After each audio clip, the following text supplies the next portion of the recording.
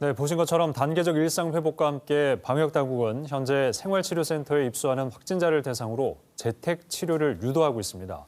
의료 체계 부담을 좀 덜고 위중증 환자 중심의 대응을 위해서 불가피한 선택인데 그런데 현장에서는 어려움을 호소하고 있습니다. 이준석 기자와 자세히 짚어보겠습니다. 예, 이 기자 어서 오십시오. 네.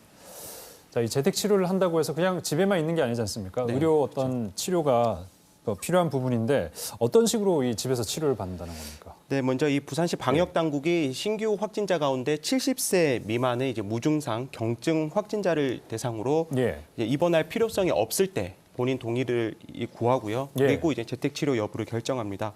이 재택 치료 기간 확진자는 이 방역 당국이 지급하는 이 체온계와 산소 포화도 측정기 등으로 직접 이제 이런 지표를 재고요. 매일 2차례 이 측정 값을 앱에 등록해야 합니다. 이 각 구군의 어떤 보건소와 협력병원은 이런 기본적인 지표를 바탕으로 이 환자가 이상이 있는지 없는지를 이제 관리하게 되고요.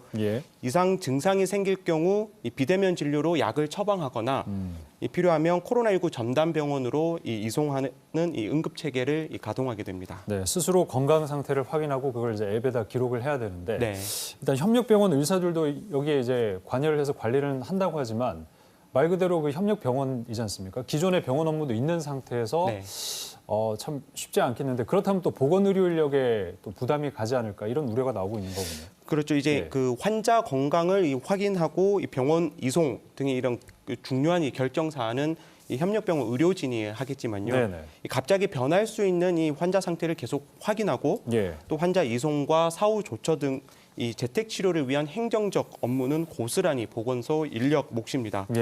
이 또 재택 치료자에게 필요한 의료품 등도 보건소에서 직접 전달해야 하는데요. 지금이야 부산의 재택 치료자가 30명뿐이라서 큰 문제는 없습니다. 하지만 완전한 일상 회복이 가까워질수록 확진자가 늘어나게 되고 백신 접종으로 가벼운 증상이나 무증상 환자가 늘어나면 재택 치료자 역시 가파르게 증가할 수밖에 없습니다. 이런 이유 때문에 보건소 현장에서는 지금 인력으로는 현재와 같은 재택 치료 체계를 석 달에서 6달 이상 가동하기 힘들다는 말이 나오는 겁니다. 네, 우리 사회는 지금 단계적 일상 회복이 진행이 되고 있는데 보건 의료 인력들은 회복이 안 되고 있는 것 같습니다. 어떤 부분을 가장 지금 요구하고 있습니까?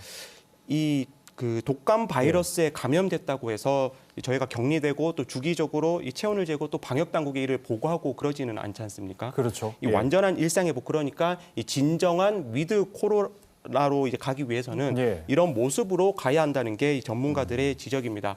지금은 과도기일 수밖에 없는데요. 이 보건소 인력을 무작정 늘릴 수만은 없는 만큼 지금부터 미리 다른 감염 질환처럼 코로나19 확진자도 동네 병의원에서 치료를 받거나 원격 치료로 관리할 수 있는 방안을 미리 준비해야 한다는 거죠. 이 방역 당국도 일상 회복으로 확진자가 많이 늘어날 거고 이를 받아들여야 한다고 강조하고 있지 않습니까? 그런 만큼 예상 가능한 수준에서라도 재택 치료에 필요한 인력과 예산을 마련하고 완전한 일상 회복으로 가기 전까지 문제없이 재택 치료 체계가 운영되게 해야 한다는 게 현장의 목소리입니다. 과도기라서 어쩔 수 없는 건 알겠는데 역시 그 부담은 보건의료 인력에게 고스란히 이제 가게 된 거네요. 현장 목소리를 좀 제대로 반영한 대응책 필요할 것 같습니다. 이준석 기자 수고하셨습니다.